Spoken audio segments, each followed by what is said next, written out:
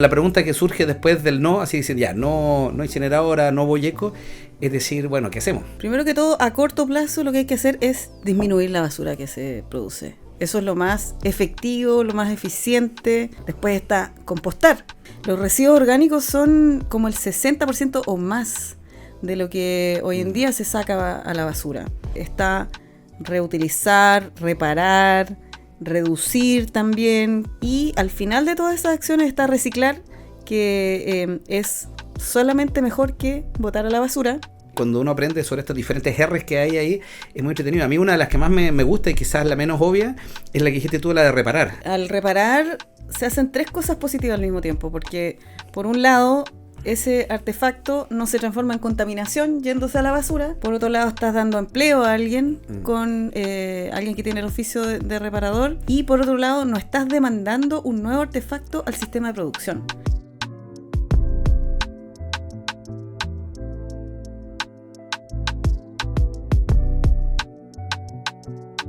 Primero que todo, bienvenida a este programa. Esperamos tenerte quizá no solamente esta vez, sino que más veces. Hay harto que hacer y discutir en esta región respecto al mundo ambiental, también social. Así que, pero partamos por antes. Me gustaría conocer un poco a la persona más allá del activismo, que a veces uno siempre ve tus acciones, pero no a veces no necesariamente los por qué uno está. Entonces, quería que tú me cuentes un poco cuál es tu... ¿Cómo llegas tú a esto? Es decir, ¿cuándo parte tu periplo en este mundo que finalmente no es fácil?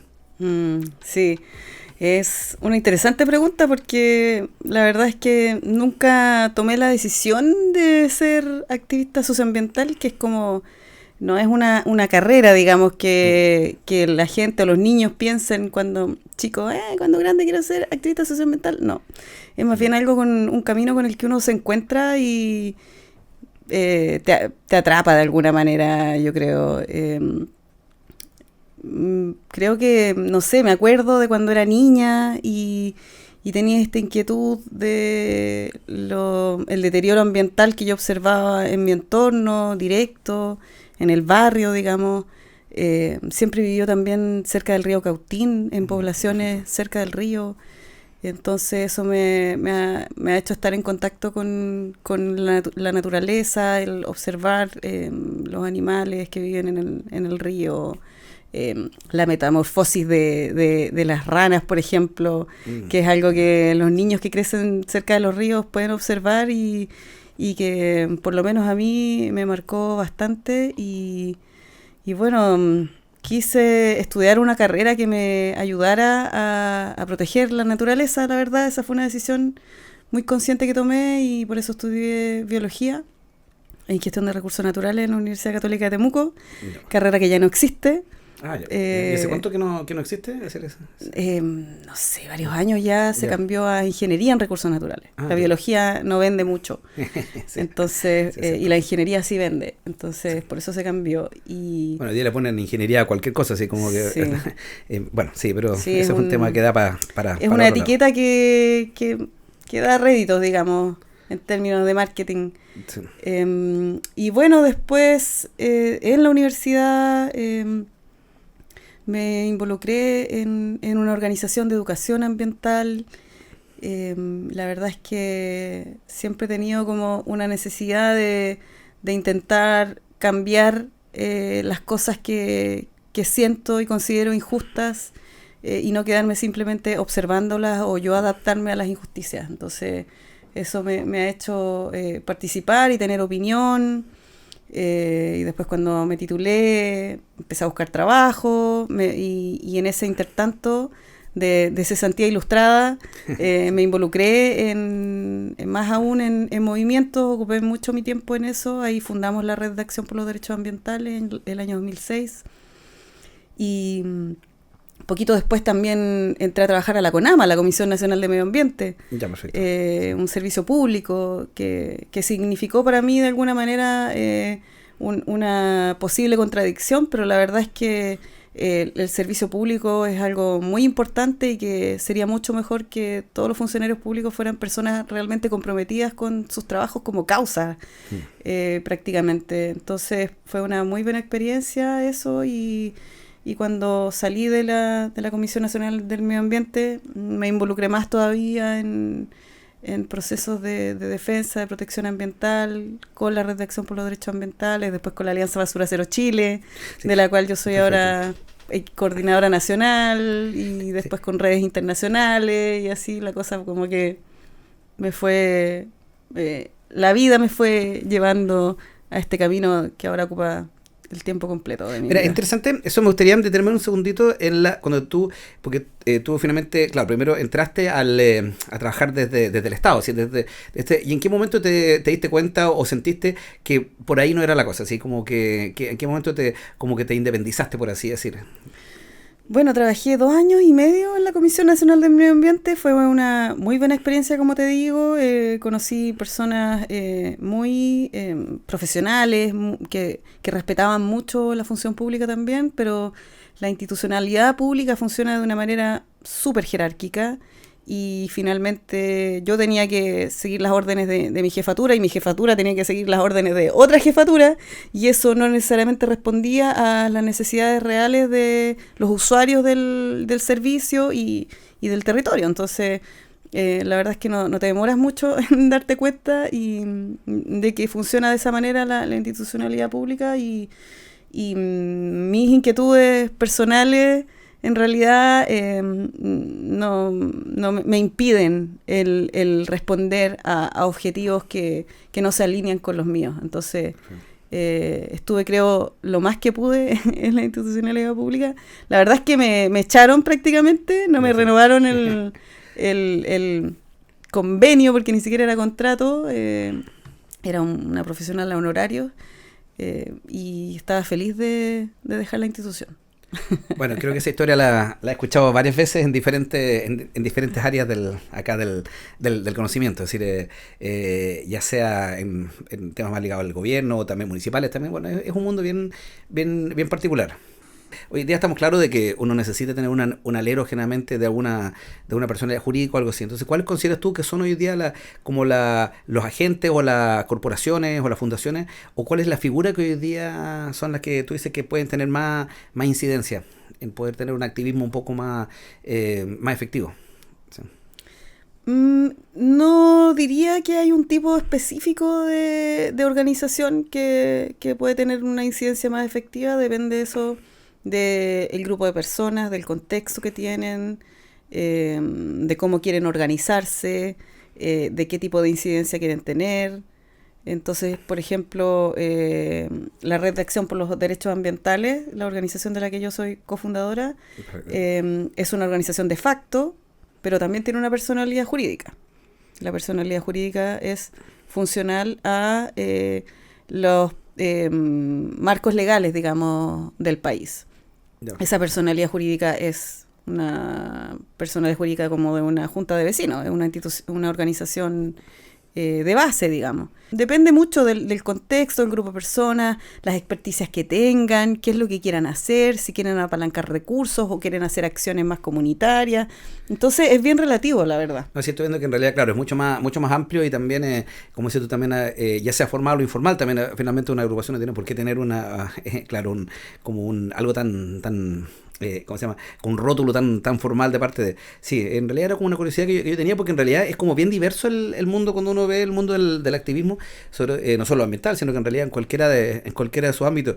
Uh-huh. Y lo que sí me he dado cuenta, y es algo también que, como en esta parte, después vamos a hablar de Gaia, y también vamos a hablar de los residuos en sí, porque creo que es un tema, lo vamos a dejar en la segunda patita de esta conversación, pero también algo que he descubierto que hoy en día uno ve que tú también eres en sí como una institución, así finalmente las personas activistas también de alguna forma son un personaje. Entonces yo no sé si tú te ves como tal, o si consideras que sí, que también has ido como construyendo finalmente esta figura de activista, que finalmente para decir que es alguien que ya es alguien que eres conocido en Temuco, es alguien y se te relaciona con eso. Entonces no sé si si eso lo has hecho conscientemente o cómo lo ves así. Sí, no, para nada. Yo creo que es producto de las décadas que llevo haciendo activismo socioambiental acá en la región de la Araucanía, que hacen que todo lo que uno ha hecho, en el fondo, se sume, se acumule. las redes que se establecen también crecen mucho y como es alguien que permanece en el tiempo por bastantes años, se termina transformando en un punto de referencia, digamos, en el tejido social, por el hecho de permanecer mucho tiempo ahí, yo creo. Yo creo que eso es fundamentalmente lo que ha sucedido. Sí, no, sí, también estoy de acuerdo. Yo creo que, bueno, uno con el tiempo pasa eso, uno lo relacionan por algo así.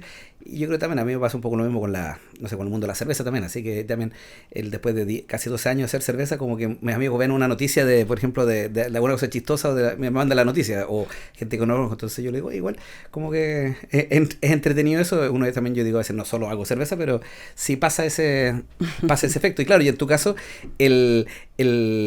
bueno, creo que la diferencia es que la cerveza generalmente siempre es como percibida mucho más empáticamente, es decir, más transversalmente. En cambio, lo que uno ve es que las figuras activistas, de hecho la palabra activista para muchas personas es una palabra peyorativa, así como, maldito activista, ¿cachai? Así, sí.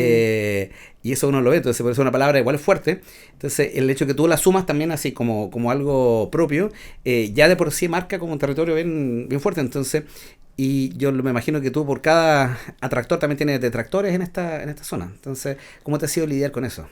Sí, yo creo que tengo más gente que apoya lo que hago que detractores. Pero sí, por cierto que hay detractores y últimamente se ha notado más eso también.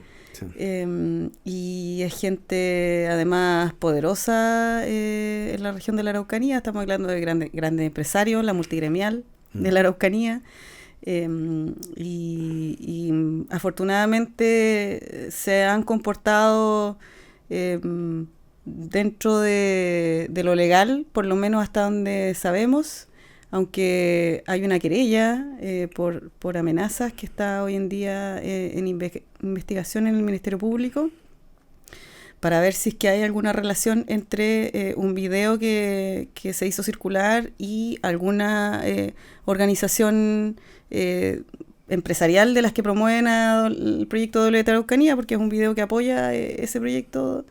Entonces, pero bueno, hasta que no se compruebe eso, diría que el comportamiento de los detractores de la actividad que yo hago, que hacemos desde la Rada, ha sido bastante decente en esta región. Así que no hemos tenido grandes problemas con eso. Solamente ha sido más bien debate de ideas en el espacio público hasta ahora. Que eso que bueno también, y eso porque también uno siempre escucha historias muy nefastas de lo que pasa en otros países como en Brasil o algo así, que hay o en otros países sudamericanos también, así donde la desaparición de activistas es algo bastante común hasta el día de hoy. Así. Sí, la región latinoamericana es donde más asesinatos de defensores de la naturaleza ocurren en el mundo. Entonces, la verdad es que es una actividad que lamentablemente se ha vuelto riesgosa para la integridad física y mental de quienes la ejercemos. Así es que por eso hay que protegerla y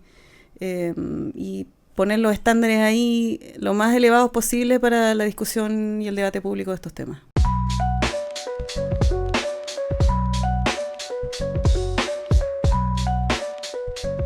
De repente uno escucha en los medios, uno agarra, de repente uno dice, bueno, una incineradora, cuando tú dices incineradora, uno dice, bueno, si no suena tan mal, es decir, frente a este problema que uno dice que tienen que estar llevando la basura muy lejos, entonces como que de repente son estas ideas que en papel, o por lo menos en una frase, suenan bien. Entonces, cuéntame un poco, tú que sabes mucho más de eso, de qué se trata este proyecto desde el punto de vista técnico, así de lo que se hace, y por qué finalmente, según tu parecer, no es viable desde el punto de vista ambiental. Uh-huh. Así, y después, en la segunda patita, vamos a irnos a las alternativas, que eso siempre me encanta ver la parte positiva de esto, no solo el no. Súper. Bueno, WTE es una sigla que en inglés significa Waste to Energy, en castellano de basura a energía. Entonces es una termoeléctrica que genera electricidad a partir de la quema de basura. Ya, porque hasta ahí suena bien. ¿Te suena bien a ti? Bueno, hasta ahí, si uno lo escucha, así por eso digo, yo lo digo no necesariamente a mí, pero me refiero si alguien lee eso y lo escucha, uno dice, bueno, suena, ¿por qué no? ¿Cachai? Entonces, suena como futuro, suena como, me imagino yo como el Emmett Brown en el Volver al Futuro, como que uno le va echando basurita ahí a la nave para que huele, entonces, hasta uno dice, bueno, ¿qué pasa? Y aquí viene seguramente siempre, pero todo tiene sí, parte, bueno, la gente que vive cerca de termoeléctricas sabe los impactos ambientales de las termoeléctricas, son catastróficos. para la salud de las personas y del ambiente. Y los incineradores de basura son más contaminantes aún, porque las termoeléctricas funcionan con un tipo de combustible, carbón o gas natural o petróleo. Es solo un tipo de combustible. La basura son un montón de materiales muy diversos. Entonces es mucho más difícil controlar las emisiones de un incinerador de basura que de una termoeléctrica a carbón. Y de hecho, la electricidad que producen los incineradores de basura es mucho más carbono intensiva que la electricidad que producen las termoeléctricas a carbón. Es decir, se emiten más dióxido de carbono por unidad de energía generada que en una termoeléctrica a carbón. Entonces, para empezar, en términos de energía limpia, digamos, son catastróficos los incineradores de basura. Luego, las emisiones de los incineradores son mucho más peligrosas que la basura en sí, mucho más tóxicas que la basura en sí. Porque la basura está en estado sólido, y el estado sólido es mucho más estable. En cambio, cuando quemamos la basura, la sacamos al aire en tamaños de micro y nanopartículas que son mucho más reactivas con los organismos vivos y que se mueven mucho más en el ambiente. Entonces, en un vertedero, por ejemplo, por muy feo que sea, la basura está ahí, en ese lugar, contaminando, pero de manera mucho más lenta y mucho más localizada. Bueno, yo creo que cualquiera que en algún momento de la vida haya quemado basura, se sabe lo terrible que, bueno, ya sean solamente los plásticos que están ahí, o para que hablar de otras cosas también, es decir, pero hay una cosa que a mí siempre me ha generado duda, es decir, que es porque por un lado, claro, cuando tú dices transformar basura en energía suena bien, pero claro, después uno se acuerda y dice, bueno, pero nunca quemar basura ha sido una de las opciones, porque a veces uno cuando era niño decía, bueno, sí, para poner basura que se queme, pero después uno dice, no va por ahí la cosa, pero sí me llama la atención porque tú decías recién que esto se fue a ver a España, donde hay regulaciones súper estrictas allá medioambientales, y sí, entonces mi pregunta es si lo que allá funciona, o es que acá se quisieron ahorrar plata y querían hacer la versión Fruna Chile, o por qué finalmente allá sí y acá no. Bueno, allá sí, porque se les ocurrió esta genial idea hace décadas atrás, y después de décadas se dieron cuenta de que fue una muy mala idea. Entonces ya saben que es una mala idea y ahora están retrocediendo en la incineración de basura. Y de hecho los incineradores les están impidiendo alcanzar las metas que se trazaron en la Unión Europea de recuperación de materiales, porque la incineración necesita la basura para funcionar. Estamos hablando de enormes inversiones que funcionan con basura. Entonces, la reducción de la generación de basura es un impedimento para el funcionamiento de los incineradores y para el retorno, digamos, de esa enorme inversión. Por eso es que de vez en cuando sale esta noticia de que en Noruega están importando basura, como si fuera algo bueno, cuando estás importando basura, o sea, estás importando contaminación para hacer funcionar un incinerador de basura. Entonces, ya se sabe que son súper insustentables por ese motivo, por un lado, ¿cachai? Pero por otro lado, la basura, cuando se quema, es más tóxica aún, y se generan sustancias mucho más tóxicas que no están en la basura en estado sólido y que se crean cuando tú la quemas, como las dioxinas y los furanos, que son cancerígenos, los cancerígenos más potentes que ha descubierto la ciencia, y que además se bioacumulan, es decir, una vez que ingresan al cuerpo de los seres vivos no salen más. La única forma de sacar las dioxinas de tu cuerpo es si eres una mujer y te embarazas, y así le traspasas esos tóxicos al feto durante la gestación, y después, una vez que nace, le sigues traspasando las dioxinas a través de la leche materna, con el amamantamiento. Los metales pesados también se liberan al aire y los podemos inhalar, y no solo los podemos inhalar, sino que caen al suelo, caen al pasto, se bioacumulan en los vegetales, que después son consumidos por los herbívoros, que al consumirlos ingieren dosis mucho más concentradas, el equivalente a si hubieran estado el doble o el triple del tiempo respirando esa contaminación. Y nosotros, aunque jamás lleguemos a respirar esa contaminación, la vamos a consumir a través de los alimentos que se produzcan bajo esa contaminación. Y eso es lo que está sucediendo hoy en día en Europa. Se está detectando cada vez más niveles muy altos de dioxinas en los huevos de gallina de campo, por ejemplo, en ciertos vegetales. Se le está prohibiendo a la gente tener huertos, comer huevos de campo en ciertas zonas que están afectadas por contaminación proveniente de los incineradores de última generación en Europa. Entonces, ¿para qué vamos a seguir ese ejemplo cuando hay ejemplos buenos de los que vamos a hablar en la otra parte de la conversación? No, sí. No, y además que, bueno, lo que dices tú también es muy lógico. También decir que, como dices tú, si un negocio depende de la basura y no hay basura, entonces no hay negocio. Entonces, como me recuerda a un capítulo de Futurama, donde necesitaban hacer basura y nadie sabía cómo hacerla. Así que son esas como absurdidades que a veces uno tiene. Sí. Y lo otro que también me hace pensar hoy día, que estamos, bueno, celebrando el Día del Planeta, hace tiempo atrás leía que uno de los grandes así como hitos mundiales que en la era moderna como que le abrió el ojo a la población fue cuando fue la explosión de Chernobyl, cuando explotó la central nuclear. ¿Por qué? Porque ahí se dieron cuenta de que en el fondo da lo mismo que sea un país lejos, que sea... ¿Por qué? Porque finalmente igual afectó a toda Europa y todas las plantaciones en ese momento. Me acuerdo una historia de las frutillas que se vendían en Suecia, llegaron muy económicas a otras partes del mundo porque estaban radioactivos. Entonces ahí uno se dio cuenta de que finalmente ya no... que igual es como... quizá hoy en día parece lógico, pero en ese momento la población mundial se dio cuenta de que ya no puedes tú dejar que cualquier persona haga lo que sea en alguna parte del mundo porque te va a afectar a ti también. Así entramos en esa globalización negativa de esto. Y acá lo mismo, yo creo que, claro, uno puede decir, pero Lautaro está lejos, pero el incinerador, yo creo que la gente va a tener que entender de que no es solamente le va a afectar al que está al lado directamente, sino como dices tú, bueno, esta cosa va por el aire, va a entrar en la comida, así que sí, yo creo que este no es solamente un tema puntual de las comunidades aledañas, yo creo que realmente el ser humano no ha logrado llegar a entender de que la basura y toda la cosa es un tema que va más allá de su cuadra, ¿sí? Y yo creo que con eso, bueno, eso es lo que vamos a hablar en la segunda patita. Antes de eso, con lo último que quería terminar era, por lo que tengo entendido, bueno, a través de las agrupaciones y otras personas que levantaron un montón así levantaron varios miles de, ¿cómo se llama esta cosa? De observaciones ciudadanas. Claro, hicieron.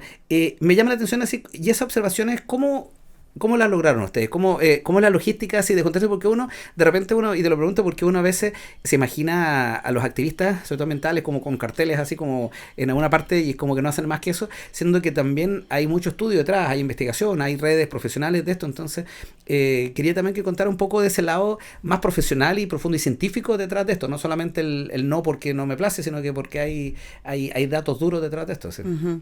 Sí, mira, bueno, la verdad es que nosotros nos veníamos informando de los peligros de la incineración mucho antes que el proyecto ingresara a evaluación ambiental.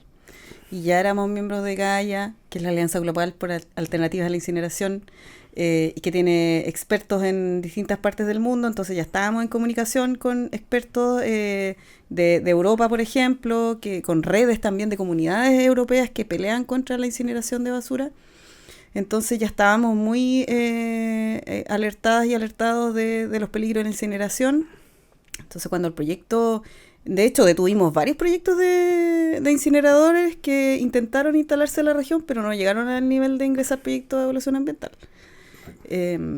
Pero bueno, este proyecto ingresó y ya estábamos armando, digamos, la estrategia para luchar contra él, y lo primero que hicimos fue descargar el proyecto, leerlo completo, resumirlo, traducirlo al lenguaje sencillo para que cualquier persona lo pudiera entender, y organizar reuniones informativas donde les fuimos comunicando a las personas de qué se trataba el proyecto en específico de esta región, cuáles eran los riesgos de este proyecto en específico, pero también cuáles son los riesgos de la incineración en términos generales, el panorama global, el panorama local, cómo funciona el sistema de evaluación de impacto ambiental también tuvimos que explicar en ese proceso.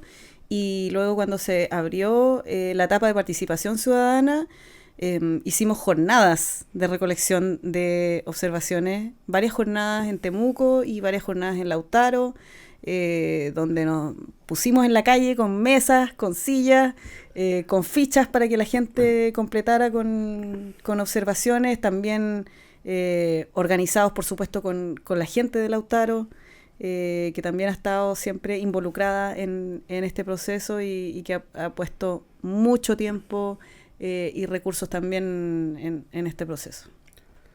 Y así juntamos en total más de 18.000 observaciones ciudadanas. Wow, eso es harto. Sí, pero hubieron 2 periodos de consulta ciudadana. Uno fue el 2017 cuando el proyecto ingresó, pero después el proyecto pidió 2 años de suspensión de plazos. Ya. La empresa. ¿Y qué significa eso? Que se suspende la evaluación. Ah, ok. Y dejan de correr los plazos. Entonces, en esos 2 años, la empresa cambió el proyecto. Y eliminó el higienizador, que era una cuestión bastante absurda, y cambió el sistema de gasificación que habían propuesto inicialmente por un sistema de incineración directamente. Porque la gasificación tampoco se puede hacer con basura mezclada, digamos. Perfecto. Y entonces ahí, por todos esos cambios, nosotros pedimos al servicio de evaluación que abriera un nuevo proceso de participación ciudadana, y el servicio de evaluación abrió un nuevo proceso, y ahí juntamos esa vez como 16.000 observaciones ciudadanas en contra. Entonces, en total las del 2019 más las del 2017 son más de 18.000. Estupendo. Vamos a pasar entonces a un pequeño break. Vamos a rellenar que este ginger pasa como agüita, y volvemos a esta segunda parte.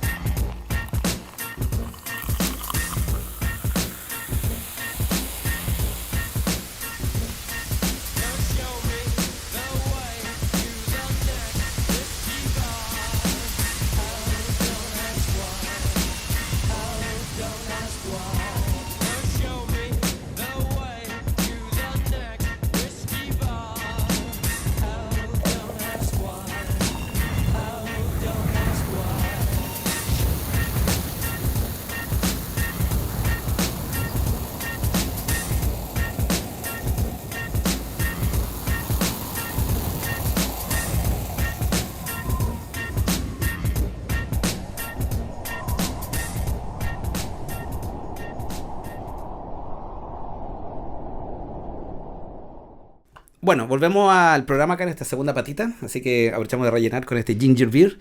Lo bueno de esto es que hay que tomarse varios de estos para empezar a emborracharse, así que es bueno porque hidrata más que otra cosa, lo que hace falta en estos días. Sí. Estamos aquí con Alejandra Parra, estábamos hablando de... Bueno, vamos a meternos de lleno en lo que es la basura, que finalmente es un temazo a nivel mundial y todo. Y hay harto que hablar ahí, así que vamos a tratar de tocar por lo menos una parte, porque, claro, la pregunta que surge después del no, así dicen, ya, no incineradora, no boyeco, es decir, bueno, ¿qué hacemos? Ahí yo siempre he pensado que hay 2 grandes problemas. Uno, ¿qué hacemos y de forma inmediata con la basura que hoy día generamos, que no sé cuánto es por ser humano, algunos más que otros, ¿verdad, chiquillos? Bueno, conozco unos que generan harta. Y el tema, y también en paralelo, obviamente, cómo vamos disminuyendo la cantidad de basura que generamos como individuos, como empresa, como todo. Así que vamos por ahí. Sí, bueno, primero que todo, a corto plazo lo que hay que hacer es disminuir la basura que se produce. Eso es lo más efectivo, lo más eficiente y lo mejor que se puede hacer. Entonces, esta disyuntiva entre ¿qué hacemos ahora? Porque basura cero es algo que es para el futuro. No, basura cero es lo que hay que hacer ahora. Y basura cero no se trata de no producir basura de un día para otro. Se trata de tener el objetivo de largo plazo de dejar de producir basura y hacer ahora todo lo posible para acercarnos lo más rápidamente a ese objetivo. Y eso contiene varias acciones que unas son mejores que otras, unas son más importantes que otras, pero todas componen parte de la estrategia basura cero. La más importante es evitar, y evitar es no usar cosas desechables. Así de sencillo, así de fácil, así de simple. Entonces, por ejemplo, nosotros al usar estos vasos de vidrio, lavables, reutilizables, estamos evitando, es lo más importante que podemos hacer con la estrategia basura cero. Es mucho mejor que si tú me hubieras traído un envase desechable de vidrio, ponte tú. Por mucho que el vidrio sea reciclable, es mucho mejor esto. El consumo a granel en envases retornables, reutilizables, lavables, etcétera. Y así de fácil y de asequible, digamos, es la acción más importante y más efectiva de la jerarquía de acciones basura cero. Después está compostar, que es en el fondo reciclar los nutrientes que están contenidos en los residuos orgánicos. Los residuos orgánicos son como el 60% o más de lo que hoy en día se saca a la basura. Sí. Entonces, al compostar los residuos orgánicos, resolvemos inmediatamente como el 60% del problema. Y después de eso está reutilizar, reparar, reducir también, que es, por ejemplo, cada vez que nosotros consumimos algo en un envase pequeño, estamos usando mucho más envase en relación al contenido. Entonces, si vamos a consumir algo que además necesitamos, que sea algo que necesitemos de verdad, y en un envase lo más grande posible, cosa que el envase sea mucho menor en relación al contenido. Y al final de todas esas acciones está reciclar, que es solamente mejor que botar a la basura. Entonces, es la acción menos eficiente de la jerarquía basura cero, la que usa más energía, la que genera también contaminación, porque el reciclaje es un proceso industrial que genera contaminación y usa energía. Y necesita además un sistema de transporte, una logística, que también usa energía, que también genera contaminación. Necesita espacio también, que también es escaso. Entonces, por todas esas razones, el reciclaje es la última acción de la jerarquía basura cero, que es solamente mejor que botar a la basura. Yo creo que ese punto es súper interesante, que a veces nosotros, quizá mi generación, crecimos con esta idea de que el reciclaje era como el pináculo de la máxima cosa que podríamos hacer. Entonces es como cuando yo tomo una lata de cerveza y la aplasto y digo, esto ya me deshago ese problema porque se va a reciclar. Pero efectivamente, en realidad a mí, cuando uno aprende sobre estas diferentes R's que hay ahí, es muy entretenido. A mí una de las que más me gusta y quizás la menos obvia es la que dijiste tú, la de reparar. Que en realidad, porque eso tiene mucho que ver con la forma de vida que nosotros estamos llevando. Y no solamente hablo de las cosas físicas, incluso hasta las relaciones interpersonales, emocionales también. Nosotros como que, bueno, ¿para qué invertir energía en reparar y tiempo si podemos cambiar rápidamente? Entonces sí, es bien interesante esa R. Y de hecho, reparar era una acción que era parte de la vida cotidiana de las personas, que era parte de la cultura, de los hábitos, de las familias. Se reparaba la ropa, se costureaba, se cosía, se parchaba, se refaccionaba la ropa muchas veces para el uso de una persona a otra, para que se ajustara a las medidas de la persona nueva, etcétera. Los artículos electrónicos, los electrodomésticos, todo eso se reparaba, los zapatos, las panties de la señora, los paraguas se reparaban, las ollas, los sartenes, etcétera. Y todo eso además genera mucho empleo. Había muchísimos oficios de reparación que existían antes y que hoy día ya no existen, porque todos nos venden barato, ¿cierto? De mala calidad, barato, entonces se transforma rápidamente en basura, compramos un artefacto nuevo.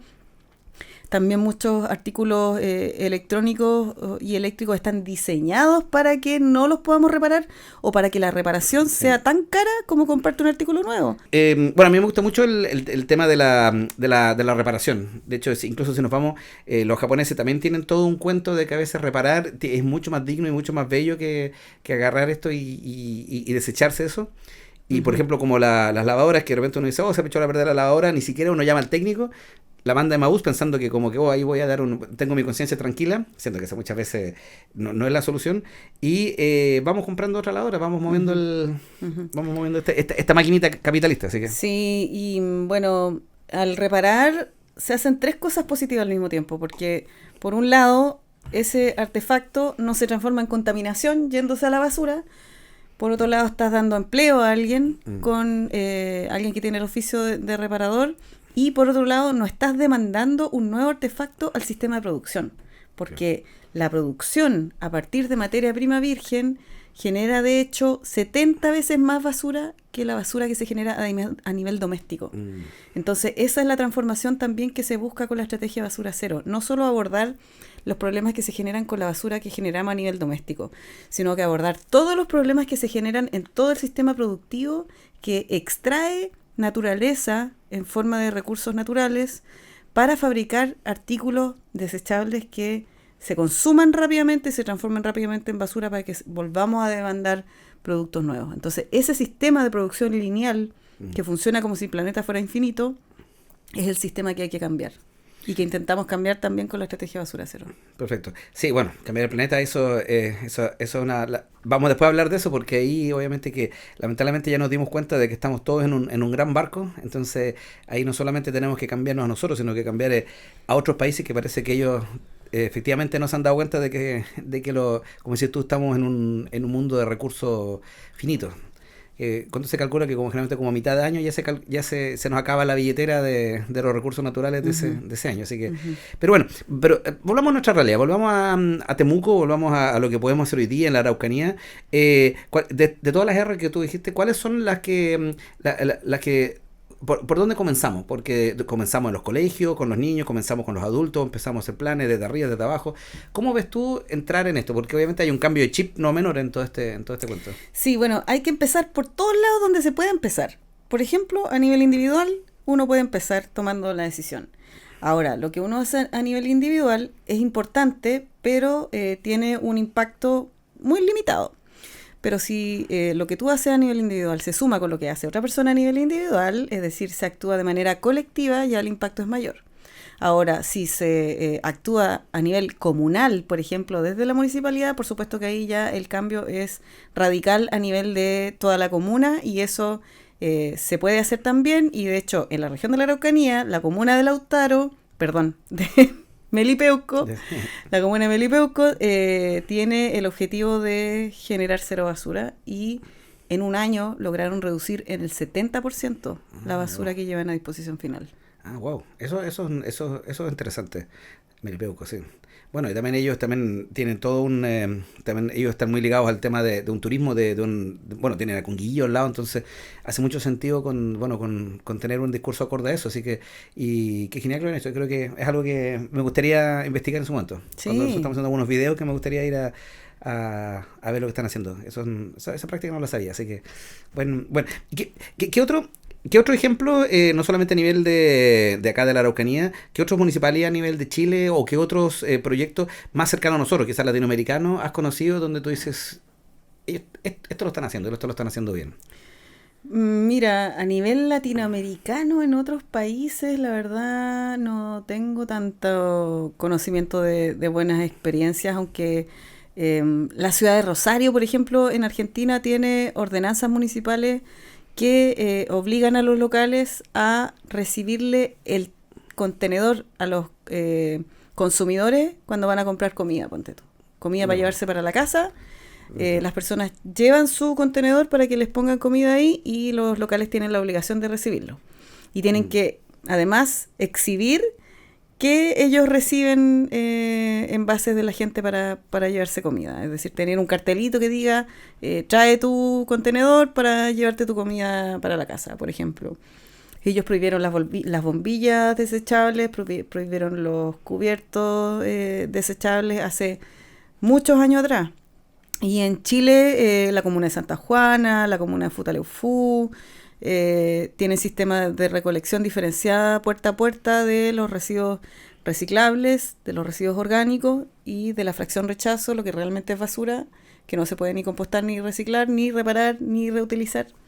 Y entonces esas comunas han reducido fuertemente la basura que llevan a disposición final y han aumentado los residuos que recuperan, tienen composteras comunales para tratar los residuos orgánicos. Entonces, hay experiencias. Filipinas, por ejemplo, también es un país que tiene muy implementadas estas estrategias con muy pocos recursos.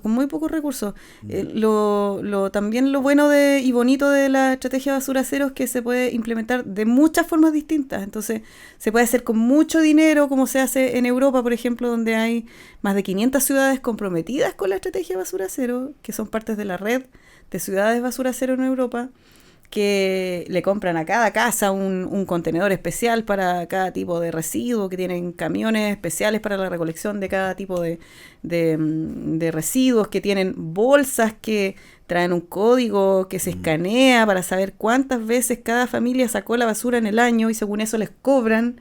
Y entonces mientras más basura saques, más veces en el año saques esa bolsa de basura, más te cobran. Mientras menos saques basura, menos te cobran.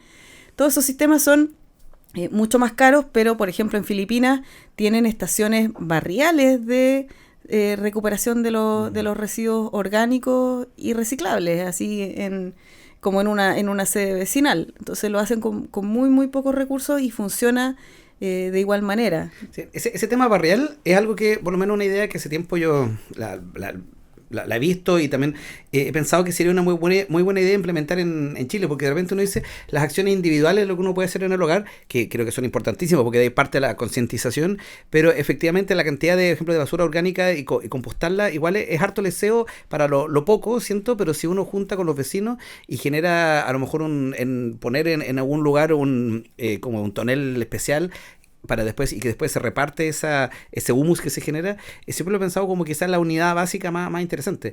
Yo no sé si eso finalmente funcionaría, yo no sé hasta qué punto la experiencia barrial que antes funcionaba en Chile, hoy día sigue siendo práctica o no.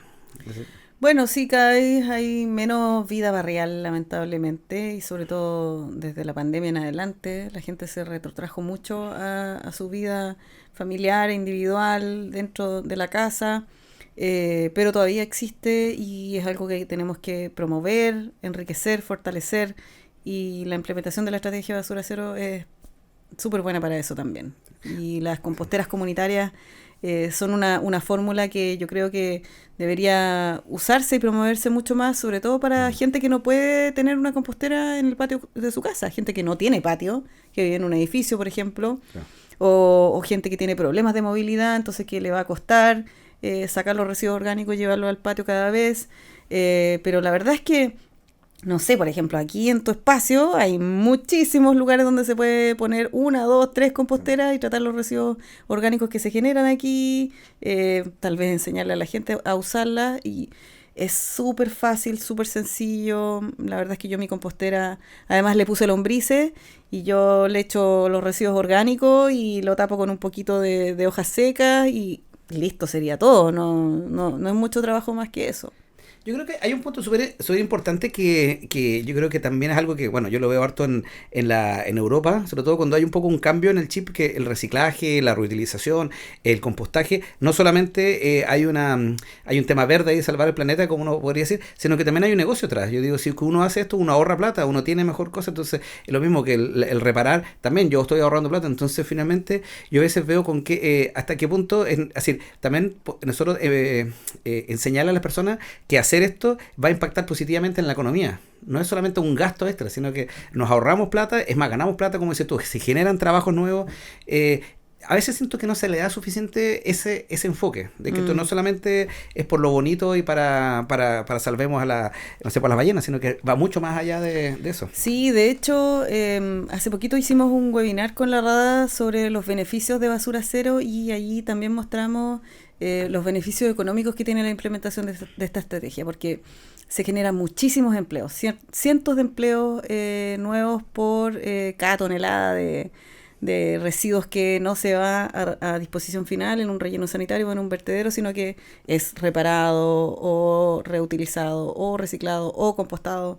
Y además de eso se generan otros beneficios sociales, como la participación de la ciudadanía, el involucramiento en la gestión de los residuos, la responsabilidad de las personas, la sensibilización también con los problemas ambientales. Todos esos también son beneficios de esta estrategia, que la verdad es que son muchos más, que podríamos seguir hablando de eso, pero esa información también está publicada, así es que si la gente quiere accederla... Sí. Bueno, es cosa de ver, así, el caso nuestro de Temuco, que es esas cifras astronómicas que nosotros estamos gastando diariamente para ir a botar esto a estos rellenos que creo que están cerca de Los Ángeles, que en realidad uno dice, bueno, esto no cae en ninguna lógica, y dice, si esa plata nosotros la pudiéramos reutilizar acá, pagando los sueldos, haciendo esta cosa, se podría generar una pequeña industria donde no solamente lo ahorraríamos, sino también podríamos ganar. Así que son ideas así que uno dice, bueno, ¿qué pasa? Según tú, ¿qué pasa con eso? ¿Por qué no? ¿Dónde están las trabas? ¿Por qué ha costado tanto? Sí, mira,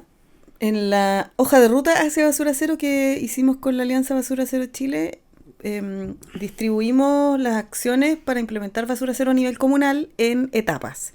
Y la primera etapa es la decisión política. Y esa es la etapa más difícil de lograr. Convencer a las autoridades de que se pongan el objetivo.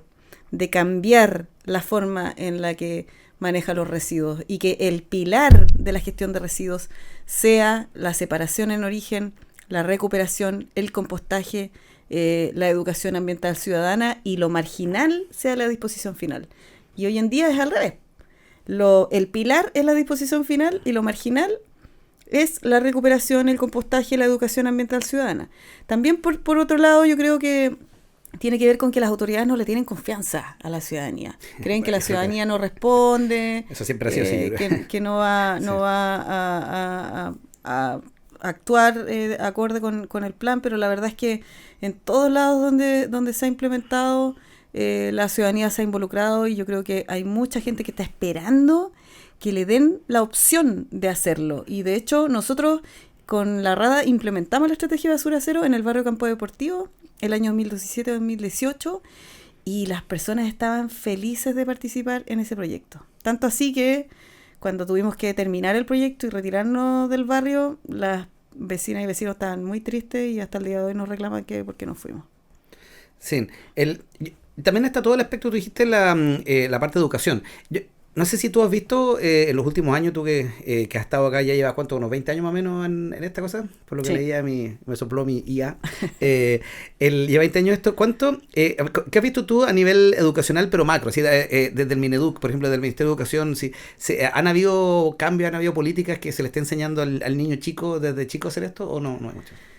Lo que hemos visto es que se incentiva el reciclaje solamente, casi como exclusivamente, diría yo. Sí. Y con muy poca profundización de por qué.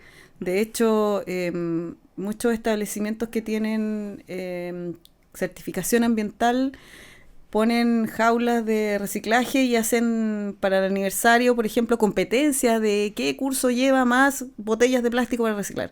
Y eso finalmente incentiva el consumo, que es todo lo contrario de lo que queremos promover con la estrategia Basura Cero. Claro, es lo que pasa, como que finalmente antes uno compraba una botella de plástico y uno decía, yo sé que es malo, estoy contaminando. En cambio, ahora dice, pero no importa, después la tiro en estas basuras, estas cosas de contenedores que generalmente están sobre rebalsados, y como que mi conciencia queda limpia, porque ya lo dejé. Entonces, sí, es cierto como a veces estas estrategias pueden incluso jugar en contra. De hecho, es más, el reciclaje del plástico es en especial problemático por varias razones. Una, porque el plástico está compuesto de más de 16.000 sustancias químicas, de ellas más de 4.000 son tóxicas para la salud de las personas y no están reguladas. Entonces están ahí en todo momento interactuando con nosotros y metiéndose a nuestra sangre, a nuestros órganos, etcétera. Bueno, tenemos microplásticos en el cerebro, incluso hoy en día en el corazón, en la sangre, en la placenta, en la leche materna, etcétera. Y el sistema de reciclaje de los plásticos, estas flechitas que se persiguen y que tienen un número dentro, fue creado por la industria del plástico en Estados Unidos para que las instituciones públicas no desarrollaran leyes que prohibieran artículos de plástico desechables. Porque ya en Estados Unidos, en la década del 80, estaban hasta aquí con los plásticos desechables, empezaron a aparecer botados en las calles y empezaron a hacer planes para prohibir ciertos artículos plásticos desechables. Y ahí la industria dijo, no se preocupen, si el plástico es reciclable, mire, aquí tienen los numeritos y las flechitas y tienen que separarlo por estos números y lo vamos a reciclar. Falso. Solamente el 10% de todos los plásticos que se producen son factibles de ser reciclados. Todo lo demás está diseñado para que tú lo botes a la basura. Entonces, el reciclaje, en especial del plástico, es súper engañoso y problemático y hay que evitarlo también. El reciclaje del vidrio, del metal, del cartón, súper bien, todo lo que queramos, pero del plástico, la verdad es que es mucho mejor dejar de usar el plástico que reciclarlo. Yo me acuerdo cuando yo estaba en los tiempos de la UFRO todavía, me acuerdo que en un momento con alguien que, no me acuerdo ya el nombre, nosotros hicimos un plan de más que reciclaje, era de, ¿cómo se llama?, de recolección de pilas y baterías. Es decir, hicimos una cosita bien bonita, que de hecho fue bien irónico porque al día siguiente comenzó un paro muy grande donde nos rompieron todo, pero bueno, pero ahí me metí a la dirigencia y bueno, es otra historia. Pero yo siempre me quedé con esa idea de que, por ejemplo, quizás sea esto no sé si sea un buen ejemplo, pero yo recuerdo que yo veo que hoy día como que hay más conciencia que antes en ciertas cosas. Por ejemplo, esto de las pilas, que son súper tóxicas. Así uno dice, bueno, la pila la voy a guardar para guardarla en algún contenedor, y hoy día hay algunos lugares, por ejemplo, donde dice, ya voy a poner esto. Quizás lo del plástico, esto sí, claro, no es la solución, pero yo veo que hoy día hay un poquito más de conciencia que hace 20 años atrás, por lo menos. Entonces, y yo no sé si tenerle o no tenerle fe a las nuevas generaciones, que siempre me he preguntado, las nuevas generaciones, pero los cabros jóvenes, 10, 15 años, cómo vienen. Y aquí nos metemos un poco en el siguiente tema, que es hacia dónde vamos como sociedad, mundo. Y yo no sé si estas nuevas generaciones están más conscientes o menos conscientes. ¿Qué has visto tú que estás más en terreno? Yo he visto que las nuevas generaciones están conscientes de alguna manera de los problemas ambientales que les afectan y que les van a afectar con más intensidad a ellos en el futuro, como el calentamiento global, el cambio climático, pero los veo muy perdidos en cuanto a qué hacer sobre eso.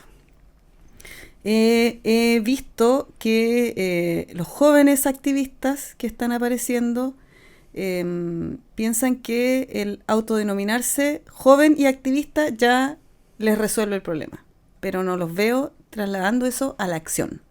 Bueno, un par de videos en TikTok, eso requiere mucho esfuerzo. Claro, mucho esfuerzo, mucha energía que se usa para producir esos videos, para hacer funcionar todos esos sistemas, para almacenar esa información en una nube, para transmitir esa información desde tu celular hasta el centro de datos que la almacena, y después desde ese centro de datos volver a transmitirla hacia todos los celulares que la van a recibir, toda el agua que se usa en los sistemas de enfriamiento de los data centers, etcétera, todos los minerales que se usan para fabricar los artefactos, los celulares y los data centers y los cables que transmiten la electricidad. Todo eso genera muchísimos impactos ambientales que no se logran para nada equiparar con el beneficio de un video de TikTok. Hay una teoría, o más que nada una teoría, como una forma de pensar, que se llama el aceleracionismo, que yo he visto ya varias personas de los grandes CEO o de las grandes empresas de inteligencia artificial en Estados Unidos, como por ejemplo como Meta, OpenAI, el mismo Google, que tienen una idea bien curiosa. No sé si la has escuchado, que es decir, ok, estamos conscientes de que nosotros para hacer esto, llegar a la nueva IA, a esta IA más poderosa, tenemos que meterle más guataje, tenemos que meterle más plantas, y cada planta, obviamente, como bien dices tú, tenemos que traer más tierra de acá, vamos a consumir más fósiles porque no tienen cómo meterle electricidad. Entonces ellos están de acuerdo y parten de la base de que va a haber un impacto ambiental no menor en hacer esto. Pero dicen que el premio al final del camino, si lo vamos a lograr una inteligencia tan bacán, que nos va a poder resolver todos los problemas ambientales que hoy día no tenemos. Es como un all-in en el póker. Es una forma bien curiosa de pensar. Yo no voy a decir si estoy a favor o en contra, creo que solamente es una idea, pero es como, al final de cuentas, lo que podemos estar de acuerdo es que están jugando como un all-in con el ambiente de la Tierra. Y se va a perder ese juego. O sea, las especies que se están extinguiendo, la inteligencia artificial no las va a poder recuperar. Y estamos viviendo una etapa de extinción masiva de especies, equivalente a cuando se extinguieron los dinosaurios porque cayó un meteorito en el planeta y exterminó, no sé, el 70% de la vida sobre la Tierra, pero ahora lo estamos haciendo en un periodo de tiempo cortísimo, de décadas. O sea, todos los días se extinguen cientos de especies en el planeta. Eso no lo va a poder recuperar nadie. Y eso va a tener un efecto directo en nuestras vidas. Las pandemias van a ser mucho más frecuentes porque las pandemias las detiene la biodiversidad. Mientras más seres distintos habiten el planeta, menos va a poder haber un ser que se sobrereproduzca. Y esas son las enfermedades. Es un ser que se sobrerreproduce. Si tenemos muchas especies distintas, ninguna especie se va a poder sobrerreproducir. En cambio, si tenemos mucho menos especies y cada vez menos, va a haber mucha más probabilidad de que una especie de virus o de bacteria se sobrereproduzca y nos genere nuevas pandemias. Lamentablemente estamos creando el escenario perfecto para eso. Estamos claros que esta forma quizás muy extrema que acabo de plantear de esta gran empresa, si bien es muy extremo, pero ¿hasta qué punto tú sí puedes rescatar algo de la tecnología que hoy día tenemos? Porque la tecnología es realmente una herramienta, claro. es cierto que en muchos casos está ocupando internet, todos los servidores, cada video que vemos en YouTube, pero también creo yo por lo menos soy un defensor de que sí creo que se puede sacar algo bueno de eso, así no es tan blanco y negro. Entonces, no sé si tú hoy día sí rescatas algo hoy día de la tecnología, ya sea en forma de educación o que nos lleve a poder descubrir nuevas formas de hacer energía o alguna cosa. Le he dado muchas vueltas a este asunto y la verdad es que no le encuentro nada bueno. Creo que, mira, así haciendo un cálculo frío, si volviéramos a la tecnología que había en la década del 50, estaríamos salvados, como especie y como planeta. Es decir, las nuevas tecnologías lo único que han hecho es empeorar las cosas. Sin embargo, bueno, está la humanidad es como una flechita que va hacia adelante y es siempre difícil retroceder, sobre todo si tenemos países como la India o todo el continente africano que están hace rato diciendo, oye, yo también quiero vivir los beneficios del primer mundo, y es complicado decirles, no, a ustedes no les toca porque si no nos vamos todos a la vez. Entonces es un tema social político bien no menor, y dentro de eso tenemos, bueno, aparte de la basura, tocamos el otro tema que es el tema energético, que yo creo que el tema energético hoy día no sé si es tanto o que son más que la basura, porque bueno, el mundo ha aprendido a tener una calidad de vida, como dices tú, y eso, bueno, opción uno, volvamos al año 50, que ya sea la buena o la mala, o la otra es que veamos cómo satisfacer la necesidad energética de este mundo de otra forma. Entonces, ¿cómo ves tú desde el activismo esta propuesta energética? Porque generalmente uno ve, el activista, esa imagen de repente que a veces también es un poco más caricaturesca de decir no a todo, así como no, vamos a hacer la central acá, no, vamos a hacer esto, no. Entonces, bueno, pero ¿qué podemos hacer? Entonces te lo pregunto directamente como, o mejor alguien que esté mirando ahí, ¿qué podemos hacer en esa vía de generar, o de por último, la misma energía que tenemos hoy día? Sí, yo creo que eso sería una súper buena medida, congelar el consumo energético a los niveles que tenemos hoy día y no seguir aumentándolo. Eso ya sería maravilloso. Y con eso ya podríamos salvar un poco de lo que nos queda de planeta. Pero lamentablemente las nuevas tecnologías generan más y más consumo de energía. Eso genera además esta idea de desarrollar formas de generar más energía con menos impactos ambientales. Se están desarrollando investigaciones para desarrollar nuevas formas de lograr eso, porque la verdad es que las energías renovables no convencionales como la energía solar o eólica no tienen la capacidad de generar energía que tiene el petróleo. Entonces no podemos alcanzar los mismos niveles de producción de energía a partir del petróleo con la energía renovable. Es decir, vamos a tener que tapizar el planeta de plantas solares y plantas eólicas y de transmisión, líneas de transmisión de la energía de alta tensión, que también requieren minerales. Todo eso requiere una base material para su fabricación. Esa base material se extrae de la naturaleza, que ya está dañada, que ya la estamos sobreexplotando. Entonces, para producir más energía vamos a tener que sobreexplotar más la naturaleza. Y si milagrosamente se desarrollara una nueva forma de generar electricidad que no requiera la explotación brutal de la naturaleza que estamos desarrollando hoy en día, esa energía la vamos a tener que usar en algo. ¿En qué la vamos a usar? Se van a fabricar más artefactos para usar más toda esa energía. Esos artefactos tienen que fabricarse a partir de una base material, y esa base material siempre es la naturaleza. Ahora, tú antes mencionaste que si volvemos a los años 50, la cosa sería más fácil desde el punto de vista energético. Pero también hay otra cosa que había diferente en los años 50, que éramos harto menos. Y hoy día uno de los, no sé si llamarlo problema, porque algunos dicen que somos muchos, otros dicen que somos pocos, otros dicen que nos reproducimos demasiado, otros que no. Entonces, se me ocurren varias tallas con eso que no lo voy a decir, pero yo pienso es...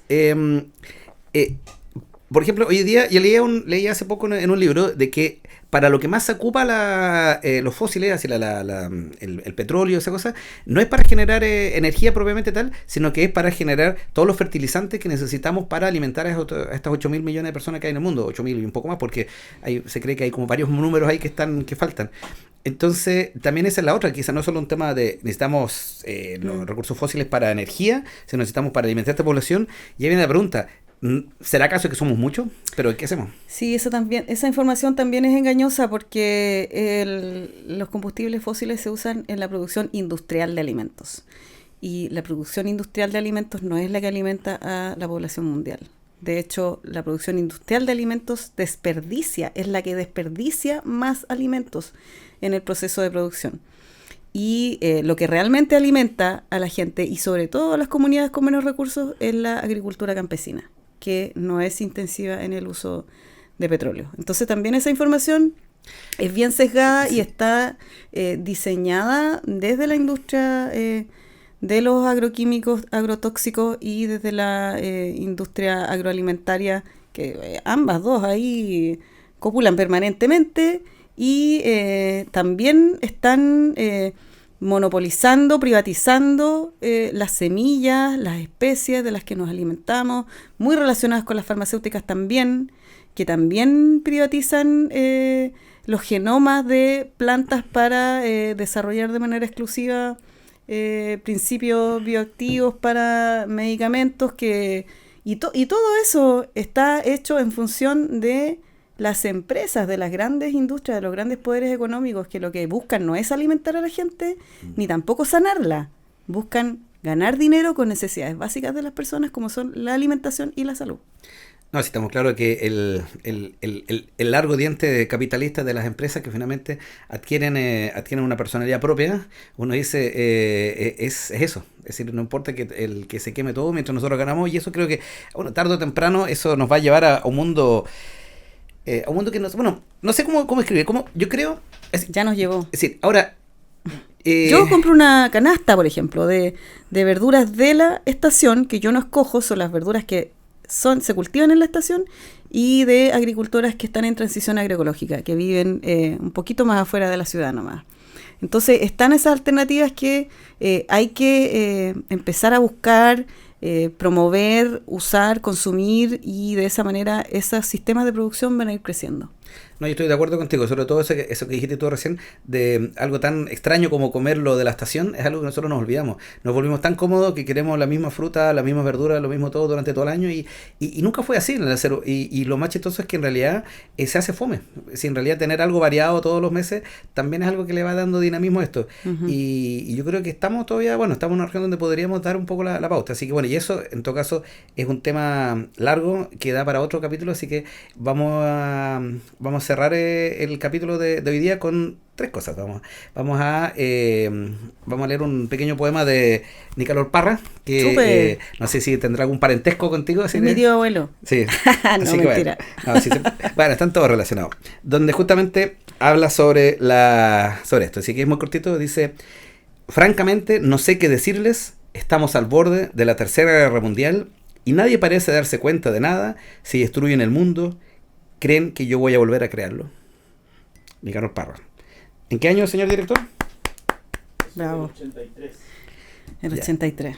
Hace 50 años más o menos que estamos ahí con el mismo tema. Y estamos más cerca que nunca de eso. Así que acá tenemos una tradición que es aunque vamos a gastar un par de hectolitros de agua, vamos a preguntarle a la IA que nos haga una pregunta. Lo bueno si quieres no lo hace en este capítulo. ¿No? Si quieres no lo hace en este capítulo. En honor a todo lo que conversamos.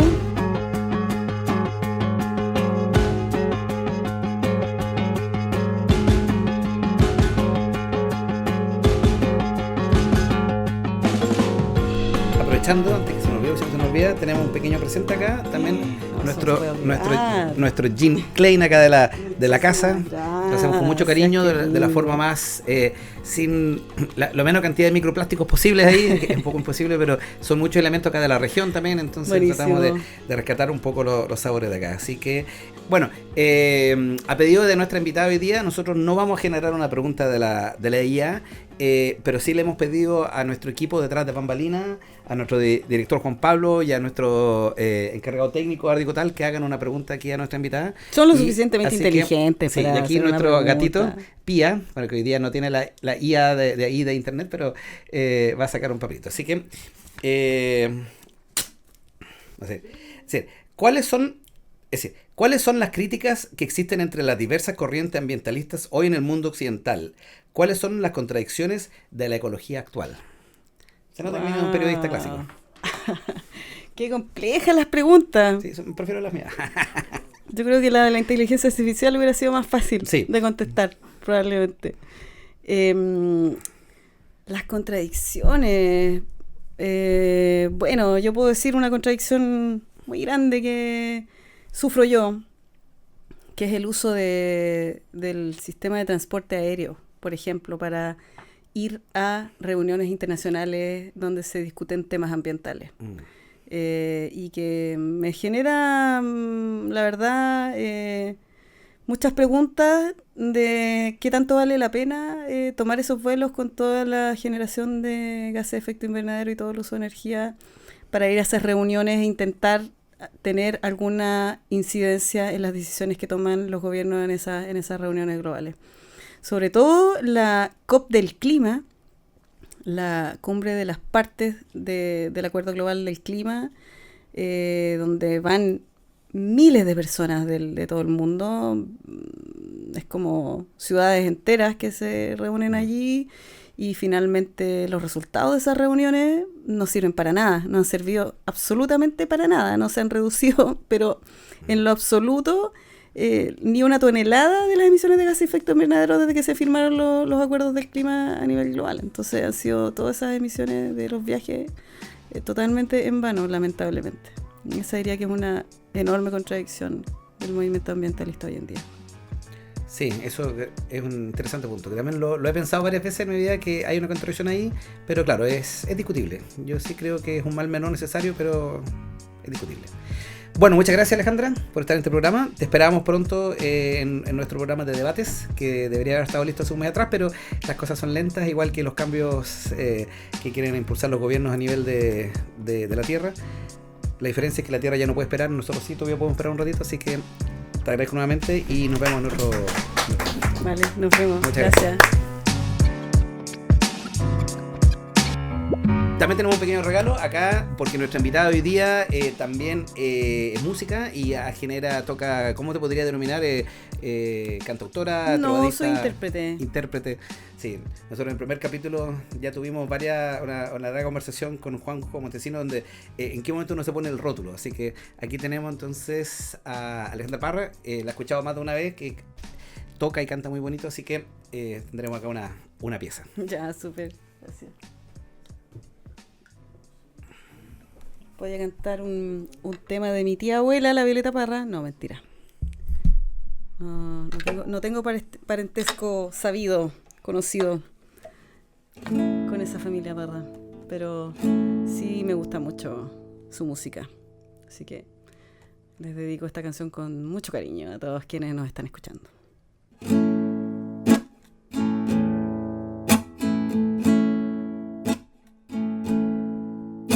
Según el favor del viento, va navegando el leñero. Atrás quedaron las rucas para entrar en el puerto. Corre sur o corre norte, la barquichuela gimiendo, llorando estoy. Sea con hambre o con sueño, me voy. Del norte viene el pellín, que colore encubierta. Habrá que venderlo en Castro, aunque la lluvia esté abierta. O queme el sol de lo alto, como un infierno sin puerta, llorando estoy. O la mar esté revuelta, me voy. En un rincón de la barca está hirviendo la tetera, al lado pelando papas las manos de alguna isleña. Será la madre del indio, la hermana o la compañera, llorando estoy. Navegan lunas enteras, me voy. No es vida la del chilote, no tiene letra ni pleito. Tamango llevan sus pies, mil caballos